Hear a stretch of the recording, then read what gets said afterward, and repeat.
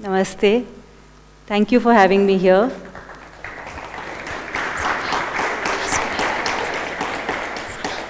So today, I'll talk about the life system that all of us are a part of. Now this life system, essentially, we navigate throughout our lives. Now if we were to actually decode what this life system is about, we feel there are three significant subsystems that this life system has: the living subsystem, the learning subsystem, and the livelihood subsystem. Now each of these subsystems, they have their own structure, order, and value systems that we all kind of get adapted to, and we move from one to the other, making sense of each of these, and also figure out how to be in each of these while keeping ourselves together. Now, if this living, livelihood, and learning systems were separate like this, they also throw up a whole lot as we navigate them. Now, if we were to call these three separate systems which are separated out as fragmented life system, we feel that they are siloed. They don't actually tap on the synergies that are available from each of these. Now, living, for example, happens normally in modern households, in modern lifestyles, in insular houses. These houses which are cut off from the society or the main community. Now, within the houses, also there are these separate spaces for each one of us, the way they are designed, compartmentalized, where members of each family are also quite disconnected from each other. This is the living subsystem that we have created. The learning subsystem, which again happens, mainly learning happens in these as part of schools and colleges and other educational institutions, we end up turning children into dependent receivers rather than offerers, and for quite long time in their lives, they remain receivers.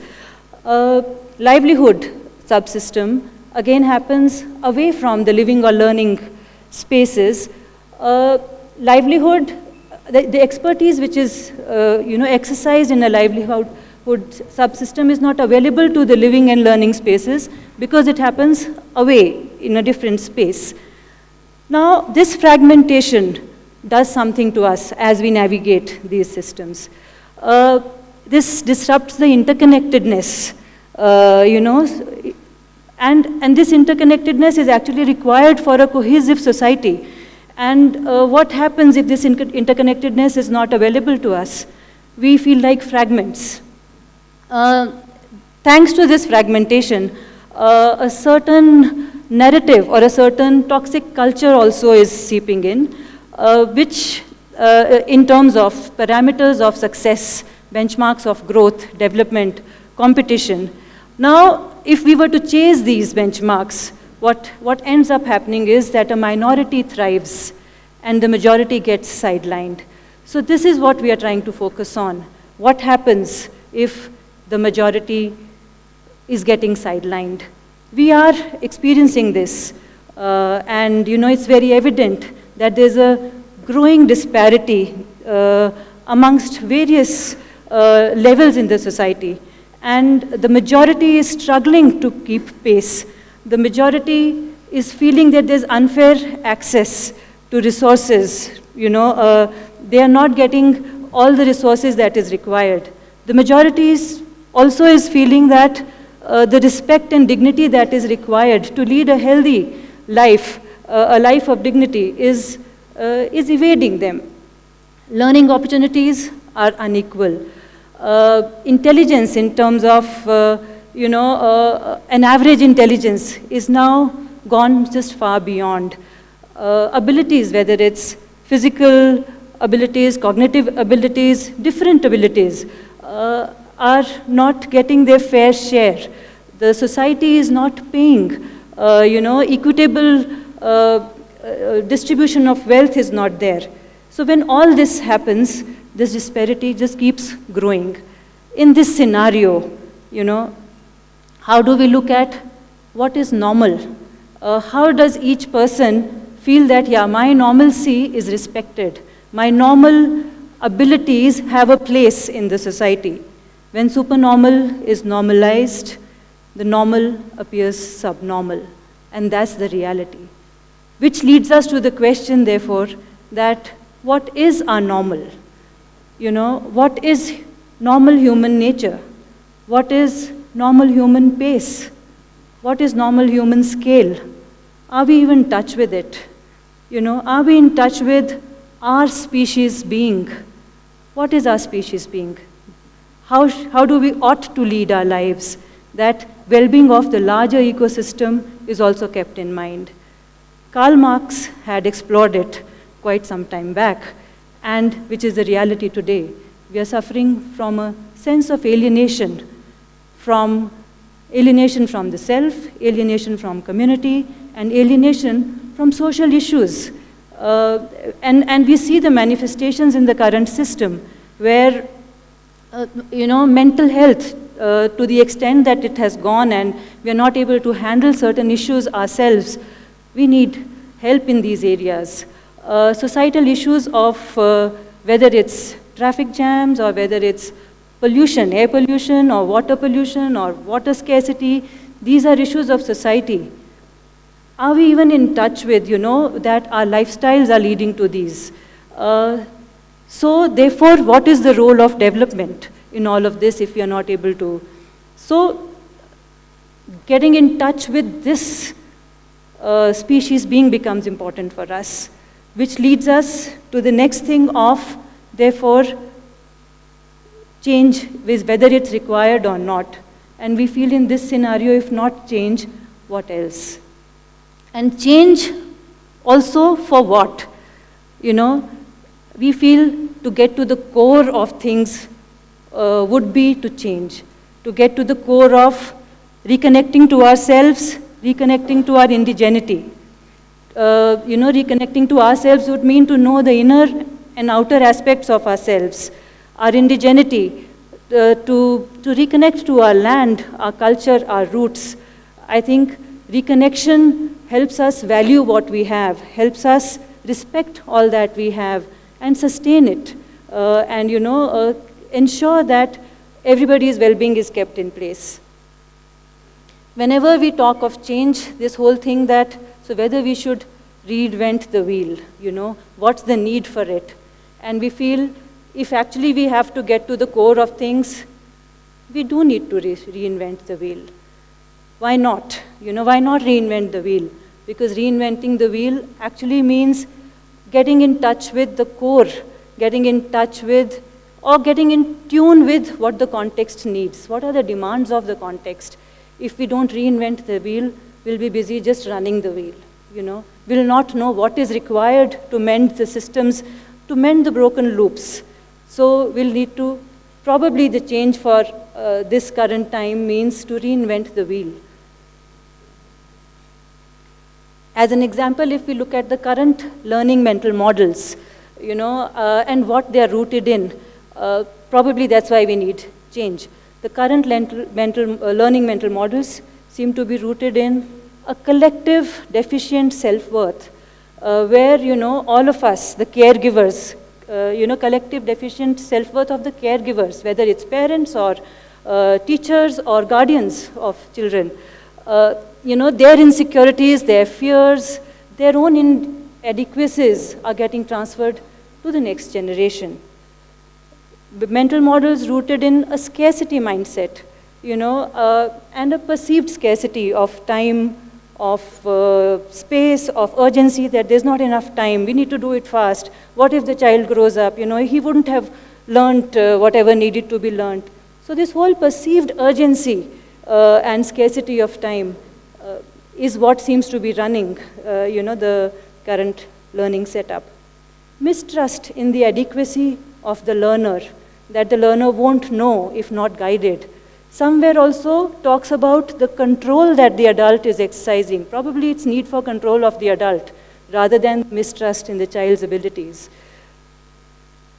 Non-inclusive behavior, and we've seen this happen over the years, whether it's through caste system or through religion or through, literacy, illiteracy.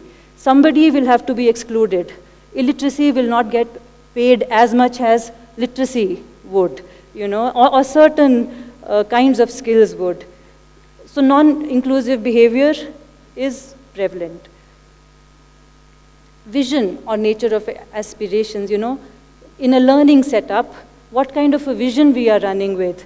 Are we saying vision of learning is to take care that everybody, at an individual level and at a community level thrives? Or are we saying only my knowledge increases and my earning capacity increases? It's okay if the community issues remain unsolved. So I think this is where the current learning mental models are rooted in. And what we feel is, if we continue to live in a siloed, fragmented, compartmentalized life system, this will continue to happen. Probably change in this scenario would mean to move towards congruence of a nested life system, a life system where livelihood, living, and learning are together. They overlap. If livelihood would mean securing life essentials, then one would focus a whole lot on what are my life essentials? What are those non-negotiable life essentials that are required for me to run a healthy life? Then living is defined as organizing life around these life essentials. And learning happens as a consequence of both of these. Then learning is not an intervention. It happens as a consequence. This is what we are calling a nested life system. Then the abundance and the richness of this whole system is available to everybody. And if we were to say that, a congruent life system, what kind of mental models would it have? We've just put some points together. The first one is, the child is, period. The child is not a blank slate. Child is not a vessel to be filled, but the child is ready already, age-appropriate readiness. But the current mental model talks about that the child will have to become, is work in progress, is on the way to becoming an adult. But we are saying actually the child is. We are then operating from a mental model of adequacy and not inadequacy. I think that's what the congruent life system offers. The next one is, when in such a congruent system, context is the content. If we start thinking of this, actually look at the abundance that all living moments are learning moments.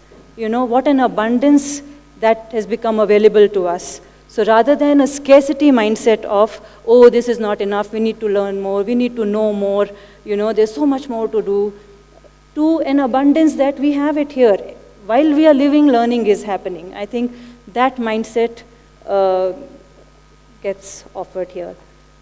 Uniquely unique child. Now, if the uniqueness of each child or of each individual is understood well, then we feel that, one formula doesn't fit all. Each adult caregiver will have to think different formats. The same learning methodology will not apply to all. The same evaluation will not apply to all. Then the child is not a product. It's, it's a process that one will have to, that the process that evolves.